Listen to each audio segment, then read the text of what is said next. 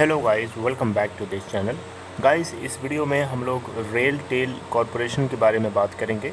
Guys, अभी आपको बताना चाहूँगा, स्टॉक एक्सचेंज के ऊपर रेलटेल कॉरपोरेशन को बहुत जल्दी ही अभी लिस्ट किया गया है। मैं उसके बारे में अभी आपको अपडेट देते समय बताऊँगा, लेकिन शुरू करें उससे पहले रिक्वेस्ट करूंगा कि अगर आप इस चैनल को फर्स्ट टाइम देख रहे हैं तो सब्सक्राइब करके बेल आइकन को हिट कर लीजिए, ताकि वीडियोस की नोटिफिकेशंस आपको मिलती रहें और आप सबसे पहले देख पाएँ।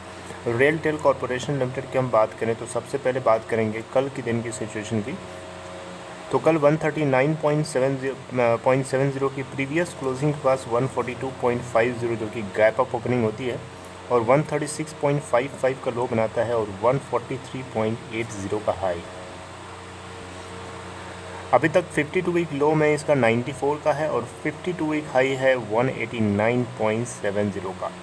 मार्केट कैप देखें तो 4,435.37 करोड़ रुपए है। वहीं हम टोटल ट्रेडेड वॉल्यूम की बात करें तो कल ट्यूसडे के दिन 23 मार्च को जो टोटल वॉल्यूम ट्रेड हुआ था 50,64,535, जिसमें से 32.36% डिलीवरी उठाई गई।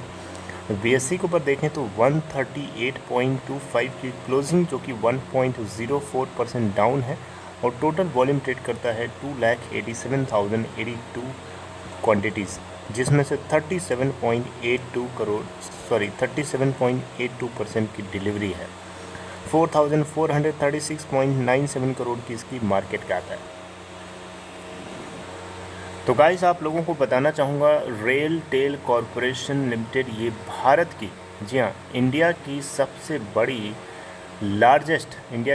बड़ी न्यूट्रल टेलीकॉम इंफ्रास्ट्रक्चर प्रोवाइडर है, कंपनी है, जो कि अपने देश में रेलटेल यानी जो रेल से, ट्रेन से जुड़े हुए जितने नेटवर्क्स होते हैं उन सारी चीज़ों को मैनेज करती है। और ये company basically ministry of railway के अंतर्गत आती है, यानी ये मिनिस्ट्री ऑफ रेलवे के एडमिनिस्ट्रेशन में आती है। और इस कंपनी के बारे में आपको पता होगा कि ये इनिशियल पब्लिक ऑफरिंग के जरिए जो है 16 और 18 फेब को जो इसका आईपीओ खुला था, और वो 42.39 टाइम्स सब्सक्राइब हुआ, और इस सब्सक्रिप्शन से जो टोटल कैपिटल रेज हुई है रेलटेल कॉरपोरेशन को, वो है 819 करोड़।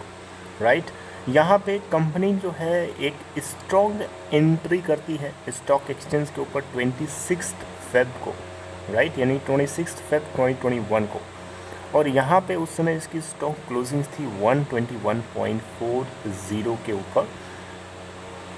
ठीक है, तो यहाँ पे अगर आप देखें तो अर्लियर इन मार्च, यानी अभी मार्च के महीना जो चल रहा है हमारा, इसी के शुरू में कंपनी जो है अपने वाईफाई फैसिलिटीज़ को मोनेटाइज करके लगभग अगर आप देखें तो 15 करोड़ रुपए जो है 15 करोड़ रुपए जो है आने वाले टाइम के लिए जो है एडिशनल रेवेन्यू के रूप में कंपनी रेस कर सकती है, यानी ले आ सकती है।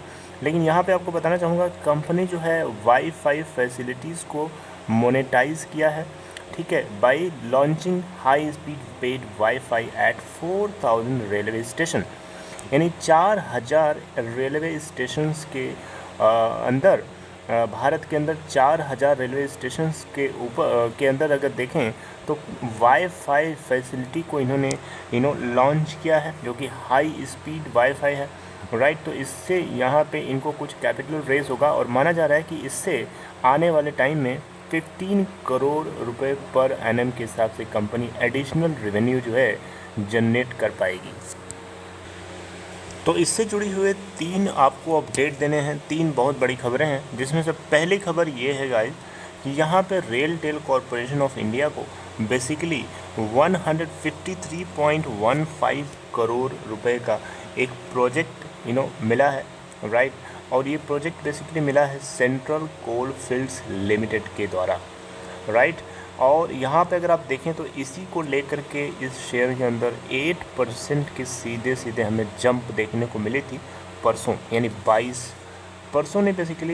22 मार्च को, या ठीक है। तो यहाँ पे कंपनी को 153.15 करोड़, जो कि जीएसटी को इंक्लूड करके है, सेंट्रल कोल फील्ड्स लिमिटेड से मिला है। राइट, ताकि ये MPLS VPN नेटवर्क को इस्टेब्लिश कर सके, ठीक है, जिसकी बैंडविड्थ क्या होनी चाहिए, बहुत हाई होनी चाहिए, on rental basis for 5 years, यानी 5 साल के टाइम पीरियड के लिए। तो ये इसकी पहली अपडेट थी, जिसको लेकर के एक बहुत ही ज़्यादा एक अच्छी बात है। किसी भी कंपनी को अगर अच्छे प्रोजेक्ट ऑर्डर मिल रहा है, प्रोजेक्ट मिल रहा है, डेफिनेटली ये एक अच्छी बात है कंपनी के लिए। कंपनी जिसके लिए खड़ी है वो चीज़ उसको मिल रही है, राइट। अब उसके ऊपर सर्विस की क्वालिटी कितनी अच्छी होती है डिलीवरी के टाइम पे, वो उस कंपनी के ट्रस्ट को बताता है, और वो आगे भी उसके फ्यूचर में भी वो काफ़ी हद तक मदद करता है। इसके बाद हम बात करते हैं यहाँ पे पॉइंट नंबर 2 की। तो रेल टेल के Q3 के नतीजे भी आ गए हैं, जिसमें आपको नेट प्रॉफिट में 60% की जंप देखने को मिली। तो आइए उसको डिस्कस करते हैं, उसके बाद पॉइंट नंबर 3 की हम बात करेंगे।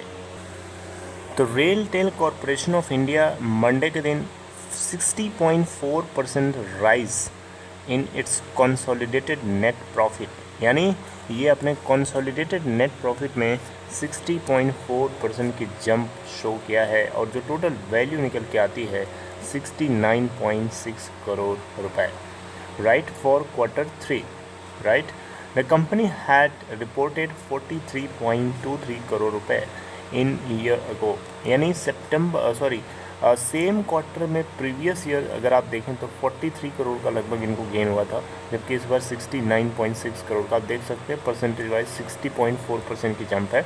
रेवेन्यू फ्रॉम ऑपरेशंस की बात करें तो इस बार इनको 52% की जंप के साथ मिला है, जो कि 410.6 करोड़ रुपए है, and it was 270 crore in Q3 previous year, right. अब गाइस पॉइंट नंबर 3 की बात करें तो यहाँ पे रेल टेल कॉरपोरेशन, आपको पता है RailTel Corporation of India Indian railway की एक सब्सिडरी है, राइट। तो इन्होंने बेसिकली एक 3rd पॉइंट में मैं आपको बता रहा हूँ, एक अनाउंसमेंट किया है डिविडेंड पे करने का।